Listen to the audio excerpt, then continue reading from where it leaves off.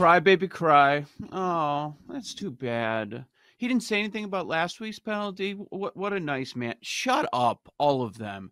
Acting like children. You've lost 4 of 6. Look in the damn mirror. You want to get mad at somebody? Get mad at your teammate. One of the same teammates you've had that have been dropping passes all damn year, and that was a problem again yesterday. Let's not talk about the fact that you put up 17 points against a god-awful defense, missing their best players.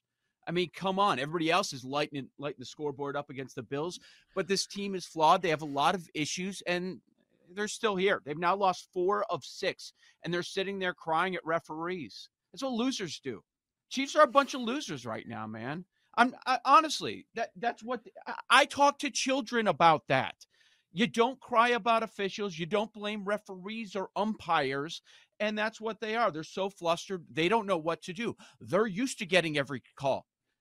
Bottom line, was Tony offsides? Yes, he was offsides by a damn country mile, and it wasn't even close. What are you arguing?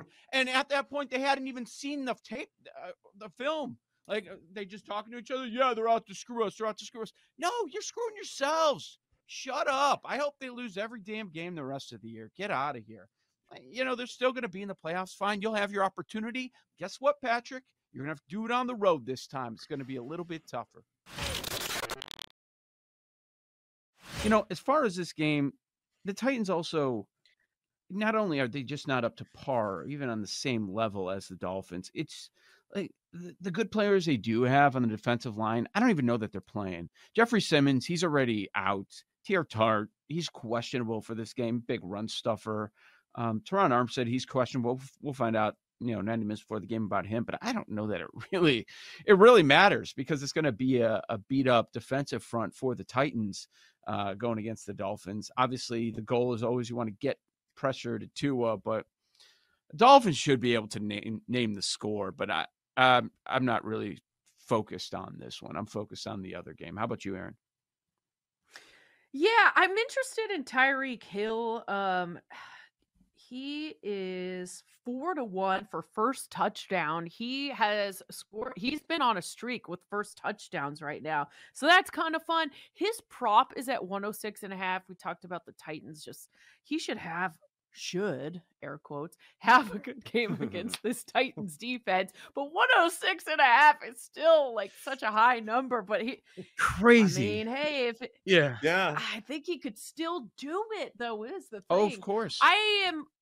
I am interested in this one in terms of props, but the spread, now that it's at 14, I just can't really stomach that one.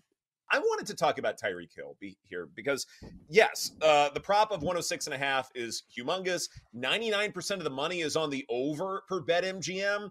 Also, a lot of folks, as far as tickets are concerned, are betting the first touchdown at plus 375. They're betting anytime touchdown at minus 190. Goodness gracious. But I wonder, alt receiving yards wise, if that is a good look here. Because if you go over 110 yards, I'm finding minus 112. If you go over 125, it's plus 144. Over 150 is plus 280. And it is entirely possible that if the Dolphins can name their score, then maybe there is an argument to be made that they want to highlight Tyreek Hill. They want to highlight Tua as far as individual awards. This game may be such a blowout to where Mike McDaniel is actually thinking about these kinds of things. And so if that's the case, do we want to bet on Hill to go absolutely nuclear here? Is this a safe bet? Okay, so I totally get the idea of looking at props in this game. Here's my issue. The Dolphins should be able to name their score. They're going to put up points, right? I don't know where it's going.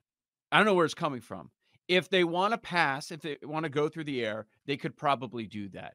If they want to concentrate on their run game, which a lot of times is their bread and butter, now you've got Achane back in the fold.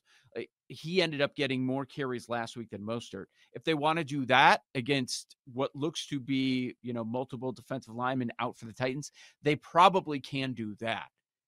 I don't know what they're going to want to do. I expect them to be playing from out in front. So are they going to turn to the run game a little more than usual? That's where I have a tough time with props on this game. Yeah, and like in terms of a safe bet, I'm not sure there's ever a safe bet. You know what I mean? Like Right. the A value incredible run, play.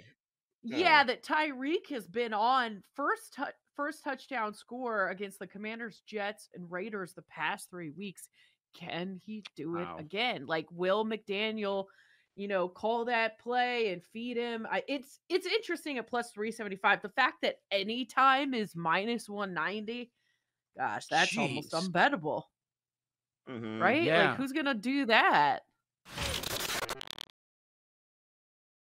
Okay, so this number's come down. It was sitting at 6.5 all week, and now game day, we're here Sure at was. 6. It wouldn't surprise me if we get back bumped up to the 6.5. I don't know if it touches 7, but that wouldn't surprise me. But I assume that a lot of that is injury report based. Final injury report comes out over the weekend for these Monday games. And out, Christian Watson out, Jair Alexander doubtful, which in NFL terms is out. Quay Walker, the Packers linebacker, they're going to be missing some dudes. And then questionable, Aaron Jones, Darnell Savage, a safety, Stokes, a corner, is not good anyways. But the injuries definitely a concern for me on the Packers side. And guys, I'm in on the Giants. Tommy DeVito and company coming off the bye. It's just too many points. We've come too far. Last couple times we saw the Giants, it was a soft competition, but they did win. So they won a couple. They're going on bye. DeVito steals Tyrod's job. I didn't expect to be on the Giants in this spot, but when the number gets posted at 6, that's just where I'm at. Like, I respect everything the Packers are doing, but I look at them, they're going to be missing a handful of starters, probably 4 or 5 starters, and I expect this to be game. So I'm on the Giants. Yeah, I really love the way the Packers have been playing. This is a bigger number. I don't know if I'm that confident. I wouldn't be surprised if they win by like 7. I'm probably just going to stay away from the spread. I'm going to go back to my favorite bet, though, with Jordan Love. Back to his rushing prop over 9.5. There we He go. has gone over that 9 times. Add one of your favorite numbers. 9 times. Yeah, the Ferris Bueller. Let's run it back again. I'm going back to Jordan Love. I love Tommy DeVito. Maybe I'll go back to some of his props, but the Jordan Love rushing prop, I think he can easily go over this one, 9.5. Titans at Dolphins, this number up to 14, and the Dolphins have 6 wins with 14 or more points, including the last 2. What do you like tonight? I played it at 12, but that's long gone. Look, I still think you could play Miami's team total, and if you're putting some parlays together, maybe you alt that down just a little bit as one of the legs in your parlays. Like if you think they call off the dogs at 28, you know what I mean? If 28 feels like the magic number, put that at 27.5. Look, I think Tua's going to put on a show tonight. Now, is it going to include 3 touchdowns? Dak put on a show last night, ended up with 2 touchdown passes, not 3. I do still kind of like that plus 140 for Tua to throw 3, though. I think McDaniel shows him off a little bit. The Titans pretty stout against the run. We all know about their issues in the secondary. I think the cheetah is the cheetah. He's probably going to have a touchdown in here. I know that they're not paying you what you'd love for that, but you look at him at home, he's pretty much good for a touchdown. Achane, I think he's going to score a touchdown. I think he's going to go over his scrimmage yards. Maybe it ends up being a little more receiving than rushing. There's just so many options, for Miami. But that's kind of where I am on there. I think Tua goes over his passing yards. I do like Tua to end up throwing 3. And I think the main guys get in the end zone. Not sure where Mostert fits in. But, I mean, you got backdoor potential, right? You got a Miami team looking ahead to Baltimore in a couple weeks. Like, do they need to hang 40 on these guys tonight? I don't know, And then does Levis do something in garbage time with D-Hop? So, I kind of told you guys where I am. I don't think the Bears are bad anymore. They've been playing great ball for a long period of time. They are not the team that we saw in the first half of the season, and that's why I was all over the Bears. And, we do the work for you. I'm trying to convince you guys all week. You're like, no, the Lions. Told you Bears were going to win that game. Everything was set up for them to win that game. Man, Sharps are all over them lately, too. Like, they're playing some strong ball. And the defense, ever since Eberflus took over, is great. They're awesome against the run. In those conditions, we knew that they were going to try and run the ball. The Bears were not going to allow that. I mean, that's pathetic for this offense that people just look at and like, oh, they're elite. They're elite. 267 yards yesterday.